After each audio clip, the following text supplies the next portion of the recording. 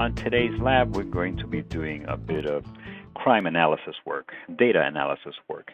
Based on some crime statistics, we're going to create a table and we're going to add some charts to it and do a little bit of analysis in terms of the number of crimes in 3 different states. This is going to be Maryland, Virginia, and Pennsylvania. This is the first time that we'll be using graphs, using the graphing capability of Microsoft Excel. And here's a graph right here where we are taking data from the table above and representing it graphically here. And also, another of the features that we're using today is multiple sheets, worksheets. So at the bottom, you see something that says violent crime data, and on the left, you see my favorite chart, and I can move back and forth between them. Here's the violent crime data, and I'm going to move to my left, and there's another kind of chart. So here we have a column chart, and over here we have a line chart. We are also introducing a little bit of fancy text over here. We call this word art. We're going to be formatting a table using some styling. Another thing that we're going to be doing is expanding a little bit on the built-in statistics of Excel. The starting point for today's lab is going to be a file that is included with the lab page along with the instructions. It's a very simple file, doesn't have much. It has at the bottom of it a tab. The tab has been renamed. It's called Violent Crime. It also has a small table with headings. The headings are state and 3 different years. And then it has, under the state, it has 3 different states.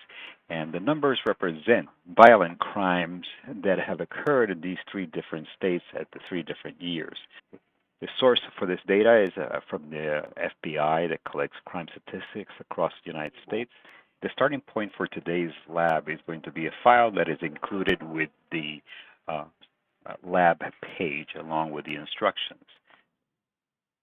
So the instructions ask you to insert 3 rows, and what I'm going to do is we're going to click on row number 1 and bring it down to row number 3. So I have 3 rows highlighted here, and on the row markers on the left, I'm going to right click and I'm going to insert. What that's going to do, because I highlighted 3 rows, it inserted 3 rows. So here we have the data as it exists now. All this data used to be all the way in the top on row 1. Now it's moved to row 4. Now in the space that's remaining above, we're going to insert a title. And we're going to use a feature that's available in Excel and in other Microsoft Office 365 products, word art. So in the space above the table that we have, after inserting 3 rows, I'm going to insert a title up here. So we're going to use a feature that's called word art. And to do that, I'm going to click on Insert on the ribbon, and I'm going to navigate to the text area after Insert. And because my table is a little bit shrunk, all these menus up here shrunk a little bit. So I'm going to bring down this text. I'm going to bring down the drop-down list, and here I find word art. You're going to get a choice of different kinds of fonts, and I'm going to select, I don't know, I kind of like this one right here. I'm going to use that. I'm going to go ahead and modify this, and I'm going to select all the text, and I'm going to write the title of my new label. And so here's the new title as I typed it in, and now I'm going to place this title on this top row. But you see the font is very large, so if I try to move it on, it's not going to fit. To move this new text, this word art, to the current position, I just click on it. I place my cursor on one of the edges, and you see that it became a 4-headed arrow. And I'm going to move it on top, and I'm going to try to place it on top, but it won't fit. I'm going to click on the edge again, and I'm going to go to the home, and I'm going to go to the font section, and this is the font that's in use, and this is a size which is pretty large. So what I'm going to do is bring down this list, and I'm going to try different sizes, and because this has a gallery effect, as I move the mouse around, you're going to see it resize. So 24 seems to be a good size. I'm going to click on it, and here is it 24. I'm going to grab it now, and I'm going to put it on the top. there, and now I have a title. Great. I'm going to move to cell A9, and in A9 I'm going to put some text and convert it into a link, and that link is going to point to the source of this data. I'm going to go in the Insert menu, and over here I have a group called Links. I'm going to select on the left an existing file or web page, and I'm going to give it a title. So here's the title that's going to be displayed on the link. And now I want to make sure that I have a link to an existing web page. And at the bottom, I'm going to type in the address. So I've typed in the address, and everything seems to be okay. I have a text to display. I have the link where we're going to go directly to the web page. And I'm sure it's a web page, so I'm going to click OK. And here is the source information. If I were to click on this right now, I would be navigating to that website. I'm not going to do that at this particular time. I want you to test and make sure that the link works by clicking on the link. And if you have any difficulties, you can right-click on it, and there will be a drop-down menu where you will select to edit the hyperlink so that it works. So starting in cell E4, I'm going to type some new headings. Now in the space below these headings, we're going to put some formulas to make some calculations. Under total, what we're going to do is we're going to add the total number of crimes for the state of Maryland, Virginia, and Pennsylvania. So this is I mean, we can enter a formula right there, but we're going to use some of the built-in features of Excel that we've already encountered in another lab. So here I want to put the sum, and I'm going to click on Home. And if you recall, we had done this before under the Home group. Under the editing, we have this Greek letter sigma. There's a drop-down menu next to it, and there's several statistics over here, including sum, average, count, maximum, and minimum. There's many more functions. We're just going to use the basic statistical functions that are here. So I'm going to click on sum. And when I do that, Excel is going to go ahead and insert that information here automatically. So here's the formula that's created. It's equal sum B5 to D5. B5 to D5 is a range, so it's going to add up or sum all the values between these two cells. So this is B5 to D5, and this is the value right here. Now we're going to calculate the average. Now average is kind of an interesting, we have an interesting situation. If under average, I go under my sum, or under my sigma here, under the home and under the sigma, I'm going to include the average amount, and I'm going to select it. And now I want you to notice the following. Here's an average value, and look at the range that it's selected, B5 to E5. Now, there's some automation involved. When we did sum, it correctly determined that we wanted to sum these three values. But now an average has made a different determination. Instead of adding or averaging the three values under the 3 years, what average has done is selected the range B5 to E5. So here's B5, and there's C5, there's D5, and here's E5.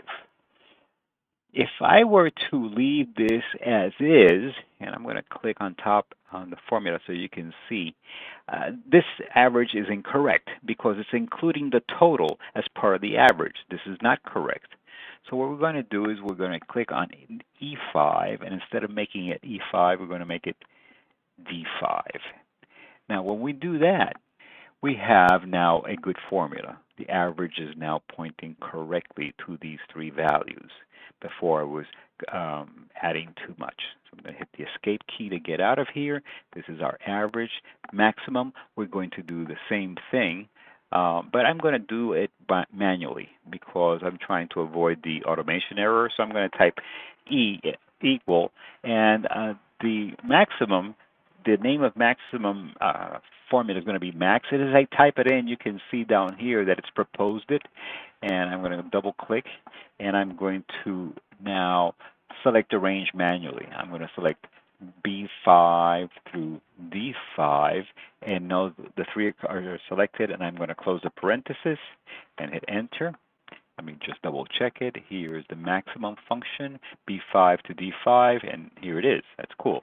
For minimum, I'm going to do the same thing. So now we have 4 formulas. One of them is going to calculate the total of these 3 values. The next one is going to calculate the average of these 3 values.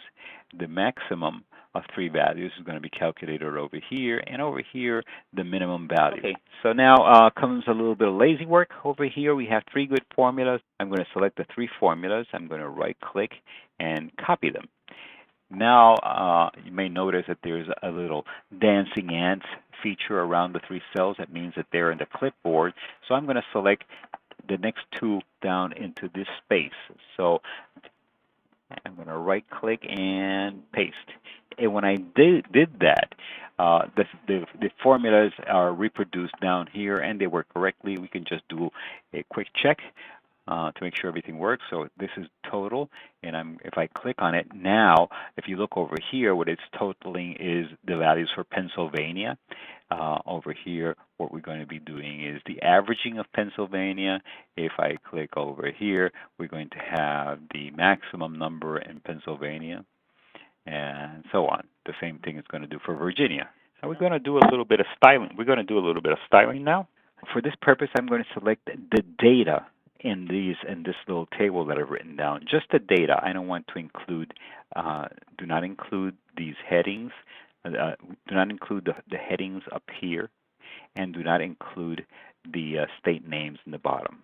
We only want the data, and the data is right here. I'm going to select, and I'm dragging across this rectangular area, and I'm going to apply a particular style to this group of data right here. We're going to apply SL style, comma, 0. So here's the data selected. I am going to go now to my home, and under the styles group, I'm going to select cell styles, and there's various cell styles over here, and I'm going to look for one that says comma 0.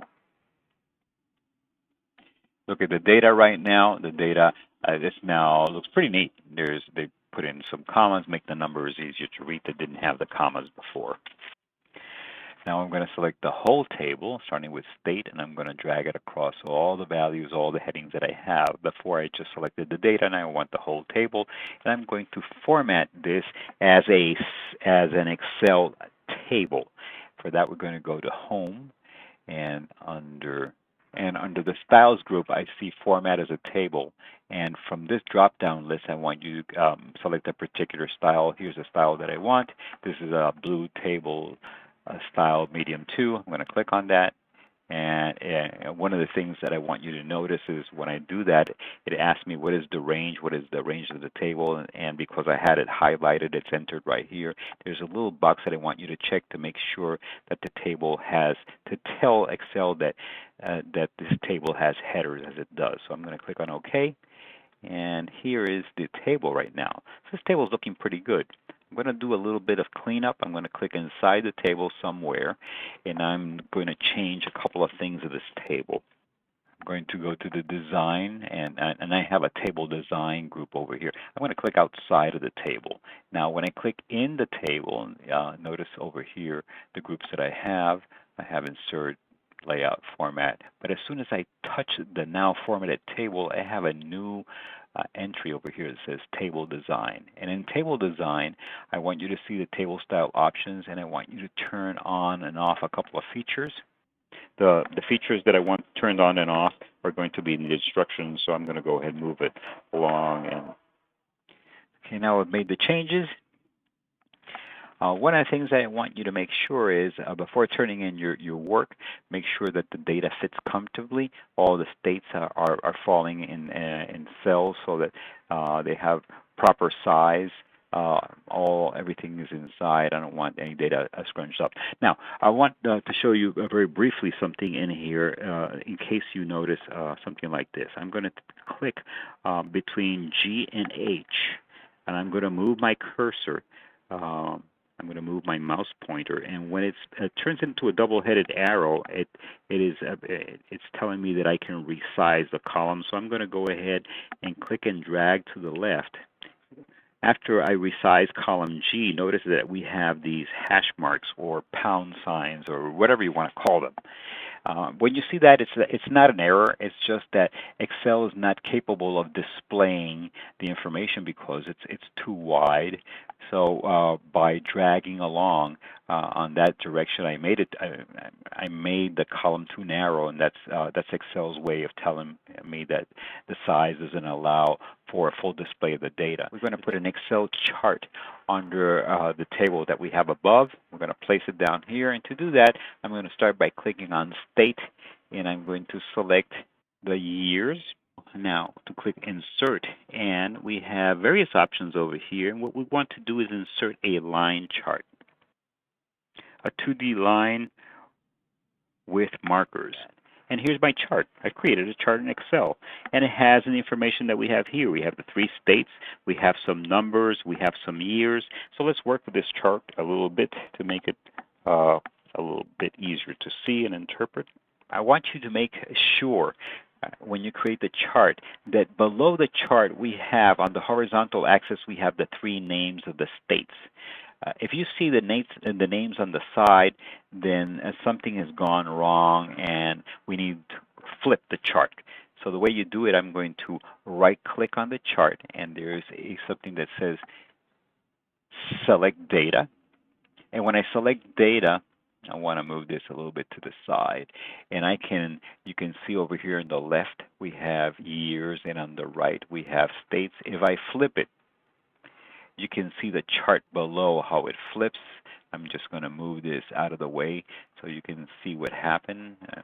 Actually, let me close it. So you see here that in the horizontal now I have years. What I want to see up here is states. So this is definitely wrong. So I'm going to right-click, select Data, and go up here and flip. And when I flip now, you see the values switch back and forth with Maryland on one side, the years on the other. So this is the kind of chart I want. I need to change the title of it, and here's a title box. I'm just going to select all the text, and I'm going to put in the new title. Having the new title is typed in now. When I select the chart, notice that we have some icons at the right. And these icons give access to some figures. The one that I'm interested in is this plus sign. And here we can add or delete chart elements. As I move without clicking, you can see different things happening. On the chart, there's boxes to be selected or not selected, changes, and you'll see it in the instructions.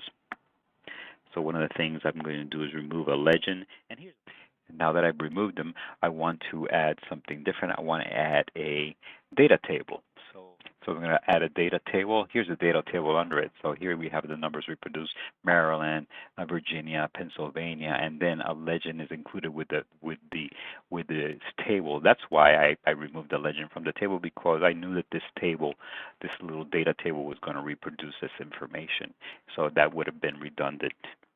And that's it. I got my line chart. So what I'm going to do with the line chart is I'm going to put it under the table. I'm just going to move it here to the left, and I'm going to put it right there. Now I am going to create, using the same techniques, I'm going to create a column chart. So let's do the same thing as before. We're going to select the headings and the data under the 3 years, and I'm going to insert a column chart, and here's the clustered column chart right there. I'm going to do some transformations like I did before, and now I'm going to put it side by side next to the other one, like that. So I have 2 ways of representing the data. We have these line charts, which are a little bit difficult to see, but the column charts you see are a little bit clearer. Now the next thing we're going to do is you pick a chart and pick which one is your favorite, because we're going to display one. We're going to take your favorite chart and display it in a special way. So before I move along, I just want to make a decision. I've been using the terms chart and table, and I want to make sure that they're well understood. This is a chart. Here's another chart. Up here we have a table. Tables and charts. So one of these charts, we're going to move it to a different location and make it more prominent. You choose your favorite one. I am going to take this chart right here. I'm going to click on it, and it's going to be the violent crimes column chart. So how do I move that? I'm going to move it to a new location. Now, before I do that, I want you to point out that we only have one worksheet on this file, and it says violent crime. So at the end of this exercise, we're going to have two sheets. So I'm going to select the table, I'm going to select the chart, and then under the chart design group, there is a button under locations called Move the Chart. And I'm going to select here New Chart, and I'm going to give that new chart a name. So I got the new name, and I'm going to click OK. And wow, what happened? Well, here's what happened. A new sheet has been created. Here it says My Favorite Chart. What happened to the old one? Well, here we have the other group, Violent Crimes. And over here, My Favorite Chart. My Favorite Chart and Violent Crime. We can go back and forth. Had you chosen this worksheet, what you would have wound up is a gap with the columns over here. What I want you to do is move whatever chart is left over. Well, I want to make sure that it is under the table, so that it looks neat rather than awkward here on the side. So I hope you found some of the new features that we've introduced for Excel interesting, not difficult to use, and I think quite useful and attractive. You'll be able to incorporate a lot of this in your own personal work, the use of statistics, the creation of charts, the creation of different ways of displaying your data. For example, the same table using a line or using a column chart to make it more attractive and to be able to convey the information a little bit better. With that, we come to the end. Catch you in class. Goodbye.